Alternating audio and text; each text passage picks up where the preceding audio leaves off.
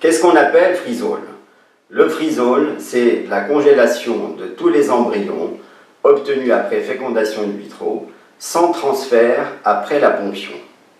Une fécondation in vitro classique se déroule dans plusieurs étapes: stimulation de l'ovulation, puis déclenchement de l'ovulation avec une hormone qu'on appelle HCG, ponction des ovocytes, et le jour même, fertilisation ou fécondation in vitro avec le sperme du conjoint.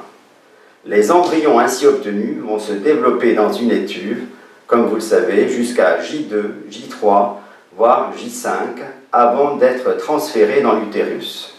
Les embryons surnuméraires qui n'ont pas été replacés seront congelés pour un cycle ultérieur s'il n'y a pas de grossesse, et le cas échéant pour une prochaine grossesse. La technique dite du freeze-all va dissocier la ponction du transfert, c'est-à-dire qu'on va procéder à une stimulation beaucoup plus forte que lors d'une stimulation standard, dans le but d'obtenir un plus grand nombre d'ovocytes.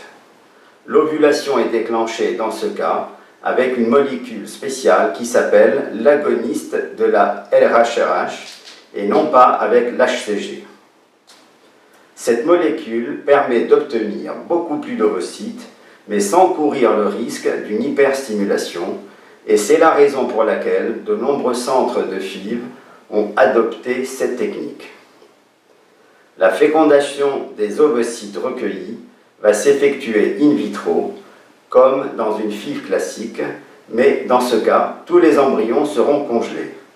Il n'est pas possible avec cette molécule de procéder au transfert d'embryons dans le même cycle, car la qualité de la deuxième partie de cycle, qu'on appelle phase lutéale, est très médiocre et ne permet pas l'implantation de l'embryon dans l'utérus maternel. Ce transfert des embryons sera donc différé dans un autre cycle, le plus souvent dans le cadre d'un cycle naturel, sans risque d'hyperstimulation et sans risque de grossesse multiple. Cette technique est d'un grand intérêt lorsqu'on est face à des femmes qui ont des risques d'hyperstimulation. Elle a néanmoins des détracteurs qui considèrent qu'avoir beaucoup d'embryons congelés n'est pas un but en soi et qu'il vaut mieux une stimulation un peu plus faible avec moins d'embryons. Dans tous les cas, si on l'utilise, elle doit toujours être discutée avec le couple pour ne pas risquer la déception d'une annonce au dernier moment de l'absence de transfert d'embryons.